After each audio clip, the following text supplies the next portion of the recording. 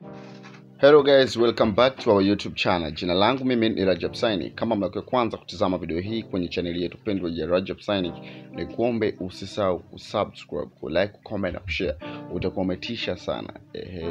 Ili kutengeneza familia kubwa, lakini pia ili kuendelea kupata update nyingi kuhusu tech na mengine kibao.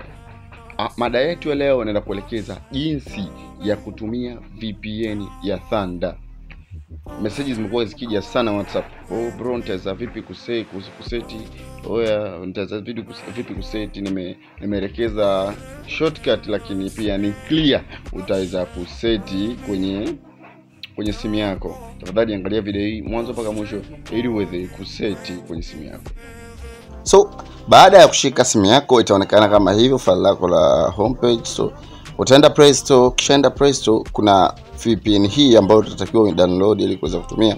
Ukishafika hapo juu utaandika Thunder VPN. Ukishaandika Thunder VPN itatokea hiyo, ambayo utaibonyeza kama unavyoiona alama ya radio, utaanza kuinstall. Baada ya kuinstall hapo utabonyeza open.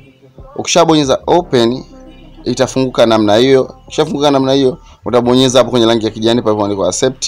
Kisha utaandika itakuwa ina find best server. Baada hapo itafunguka hivyo. Wewe unahitaji kulipia, utatumia bure, sio utatoa. Utabonyeza huko kinani X, kisha itafunguka hivyo. Utabonyeza hapo juu hapo. Ukishabonyeza utaiambia okay. Ukishaiambia okay itakuwa imeconnect na hapo utatumia internet. Umeipenda video hii, nikuombe tu usiache subscribe, like, comment na kushare kwa ndugu jamaa na marafiki, lakini pia uliza swali lolote ambalo ungependa kujifunza zaidi. Uliza swali lolote ambalo ungependa kujifunza zaidi kwenye comment hapo chini.